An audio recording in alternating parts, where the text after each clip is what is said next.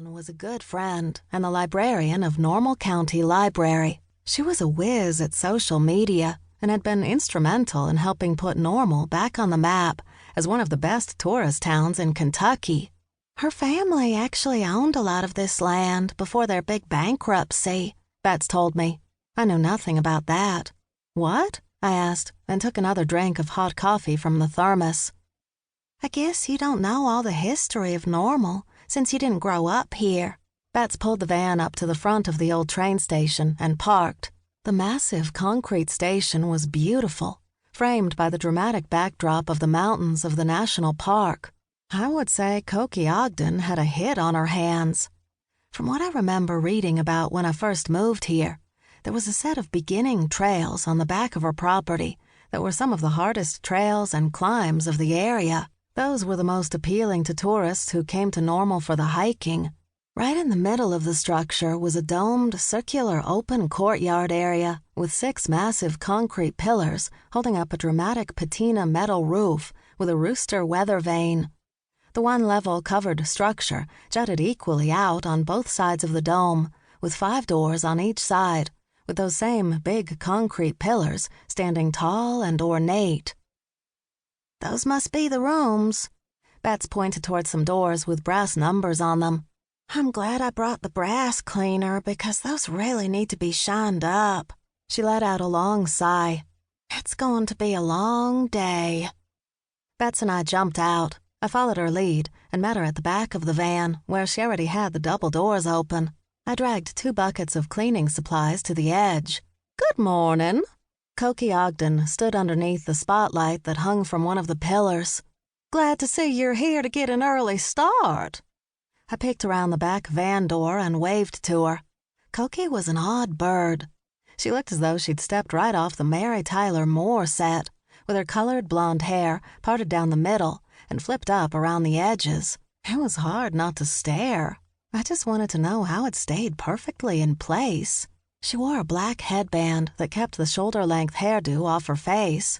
She had petite, bird-like features and a tiny frame to match. Bermuda shorts swallowed her legs. Her long-sleeved mint green cardigan was buttoned to the top, and a matching silk scarf was knotted around her neck.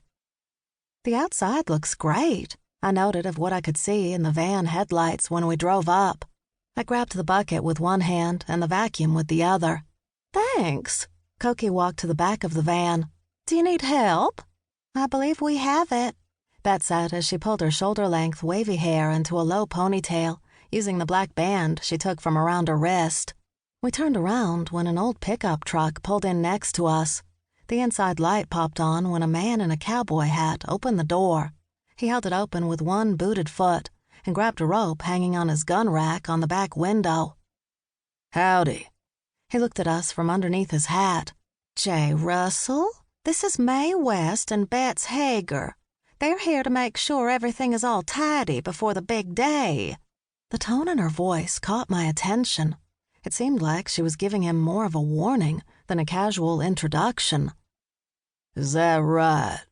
He slid his eyes between me and Bets. I know Bets. He gave her the sympathetic smile I noticed a lot of people gave her.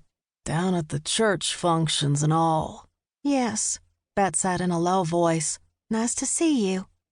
We stood there waiting for Jay to say something more, but he simply walked away and around the motel. Don't mind him. He's not really happy with me. Cokie laughed. This was his family's property and had been for sale for years. Yeah, Bets shook her head. I remember seeing the broken-down realtor sign in the front acre. I'm talking 20 years or more. Cokie led the way through the courtyard of the motel, with us following her. Jay has his business in the stables.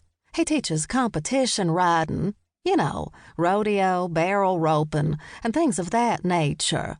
After I bought the place, I told him he was going to have to find another stable and riding ring because I'm turning the stables into a wedding venue. Wedding venue? That'd be nice. Bet stopped in the middle of the courtyard and looked up, causing me to look up.